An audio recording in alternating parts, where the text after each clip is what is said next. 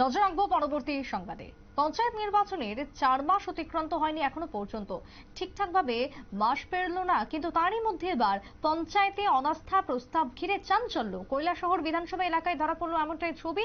গৌরনগর ব্লকের অধীন শ্রীনাথপুর, ইছাবপুর, নূরপুর গ্রাম পঞ্চায়েত প্রধানের বিরুদ্ধে অনাস্থা প্রস্তাব জমা করলো জেলা পঞ্চায়েত আধিকারিকের নিকট।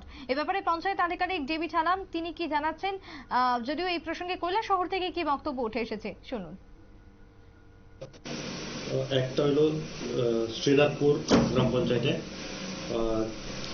ইছাবপুর গ্রাম পঞ্চায়েতে আর নূরপুর, এই 3টা গ্রাম পঞ্চায়েতে অনাস্থা আনা হয়েছিল আমার অফিসে প্রধানের বিরুদ্ধে। তারা কি লিখিতভাবে অভিযোগ জমা দিচ্ছে? হ্যাঁ, লিখিত ফর্ম 2 তে জমা দিচ্ছে। শ্রীনাথপুরে 13 জন মেম্বার, তো 13 জন মেম্বার থেকে 8 জনে সাইন কইরা জমা দিছিল। আর ইছাবপুরে 11 জন। আপনারা শুনলেন পঞ্চায়েত আধিকারিক ডেভিড হারামের বক্তব্য।